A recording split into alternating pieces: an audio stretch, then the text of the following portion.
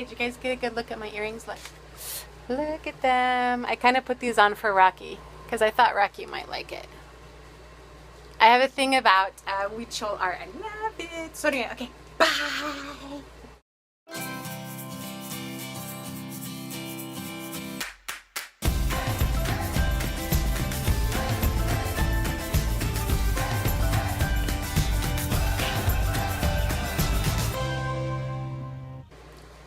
Hi everybody, so it's been a while since I posted, but that is because we have had a bazillion people at the house doing construction on the roof for approximately a little over a week, and now everybody's gone. Yay! So I can finally do a video. I'm all by myself. I don't have anyone interrupting me, I hope. First of all, I have a check-in to report. About May or June, I bought a skirt from Old Navy, and I'm going to show you a picture of it right now. So in this picture you see the skirt. It has no stretch in it whatsoever, no spandex. It is very non-stretchy. I could get it up over my hips, but I couldn't close it, and I was a little sad because I wanted to take it on vacation. I am happy to show you this video. I know that it's a little sideways, but it's because I couldn't get my whole self into the video.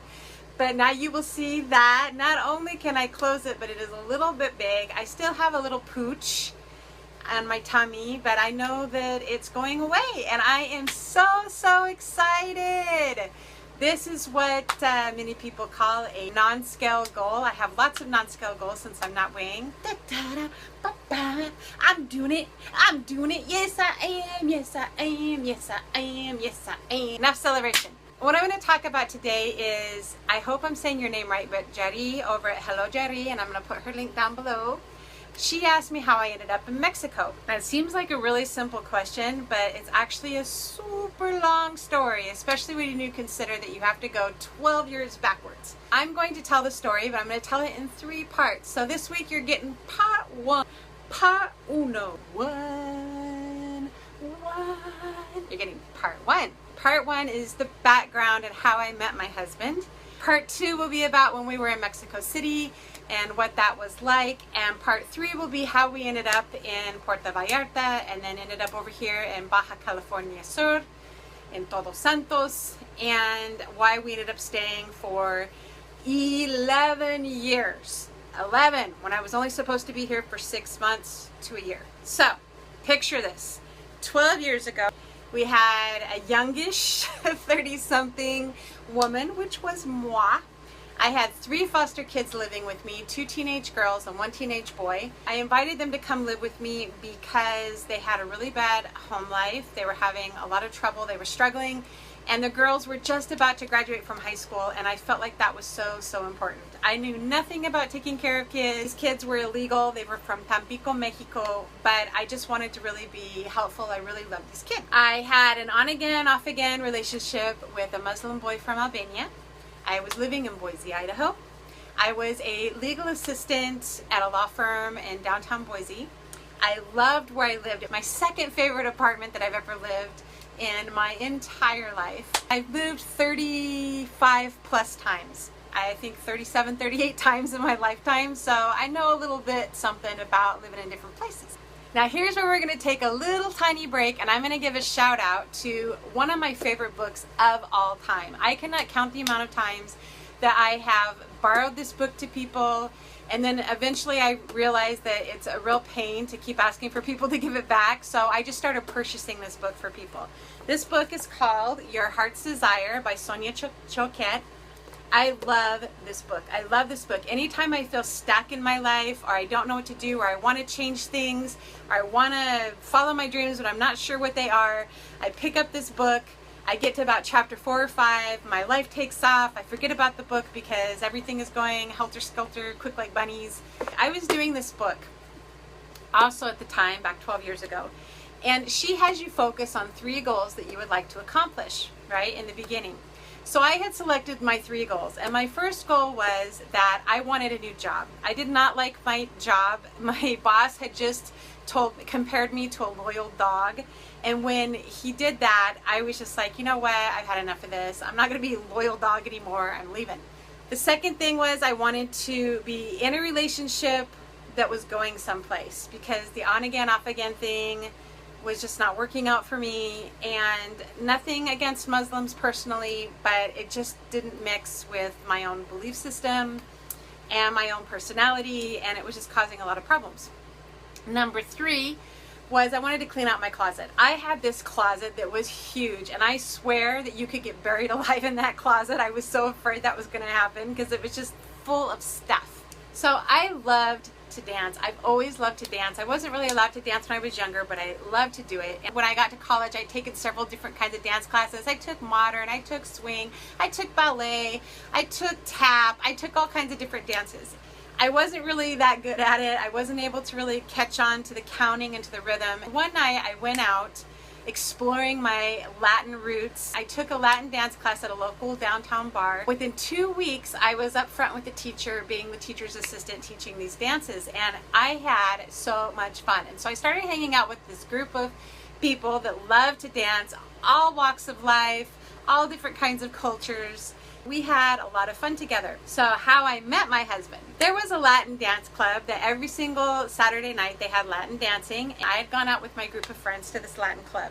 Now outside you might think that you are entering just any kind of club, but inside there's this whole undercurrent of things going on. Who's talking to who, who's dancing with who's friends with who. Like there's this whole other like kind of telenovela, I guess, going on underneath it all. Well, there was an unwritten rule at this dance club, and that was if a guy that you didn't know came up to ask you to dance, you could dance with them, not a problem. But if you wanted to go date him in the future, or you wanted to have him be part of your group, you really needed an introduction. You needed an introduction. You had to introduce him to the group and then kind of fall into the group. Well, I had noticed Antonio, that's my husband's name, a couple weeks prior, and I had been finagling my friends to get to know him so they could introduce me, so that he could ask me to dance formally, because I thought, you know, he's really cute and I think I would like to date this person. That Saturday night I was out celebrating my birthday, and finally he came up to ask me to dance, and the first time we danced, we were on the dance floor, all of a sudden I had this strong feeling that one day I was going to marry this man. And it freaked me out. I did not want to get married. I've been married once before. It was not something I wanted to do again. I was not ready for it. I was having so much fun dancing with my friends. I just had a really fun filled social life. We danced, we had a really good time, and it, like I mentioned, was my birthday night. So my 2 favorite things to do when I go out is I either need to do karaoke or I need to dance, and if I can do both, I'm super happy. So I took off after a while to go downtown to a club that had dancing and karaoke, and was singing, and lo and behold, he shows up with one of his friends, and we danced some more, and I sang a little bit, and the end of the night came. I had a fabulous time. He walked me to my car, he got into his car, and then all of a sudden the light bulb turned on. I was like, oh my gosh, he didn't ask me for my phone number, I didn't give him my phone number. So I chased him down in my car, flashing my lights, and he pulled over, and I gave him my phone number.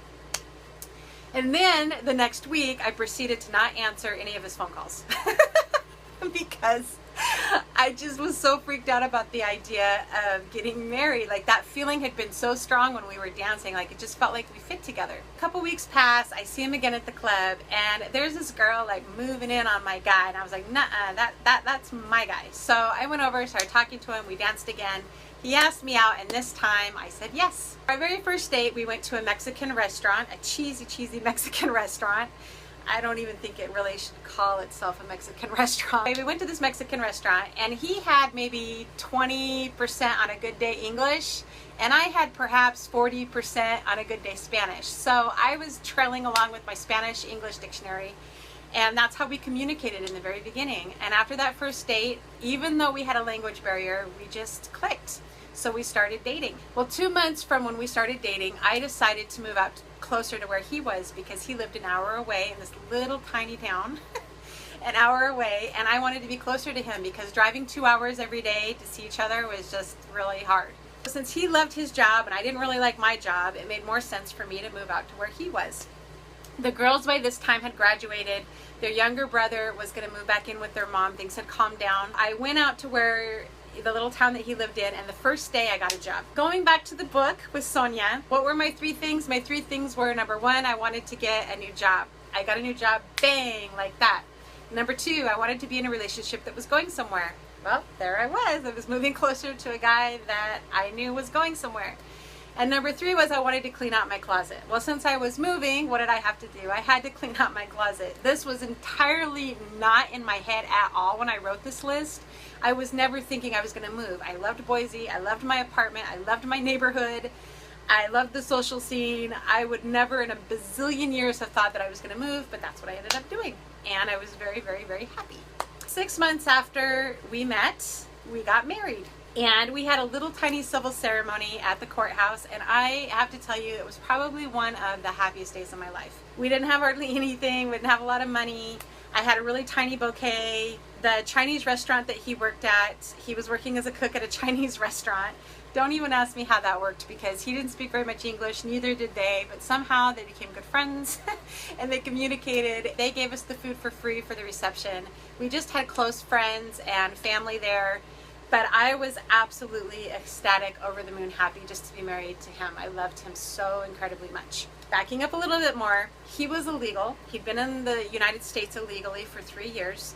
And I have to be honest with you, it didn't seem that odd to me at the time, because I didn't know a single Mexican, and I was surrounded. There's tons of Mexicans in the Boise area. I didn't know a single one, not one, that was not illegal. So it didn't seem that odd or strange of a thing to me. But being in the law profession, second job that I got, I was an office manager for a law firm, so I was still in law, and I didn't feel comfortable with that. I wanted him to be legal. I wanted to see what we needed to do in order to do that. So we went to the immigration office and we asked them, okay, we're married, we love each other, he's illegal, what do we do? What do we need to do? They told me we need to put in the paperwork for his green card, and that it would take 6 months to a year in order for the paperwork to be processed, and that he would need to go back to Mexico.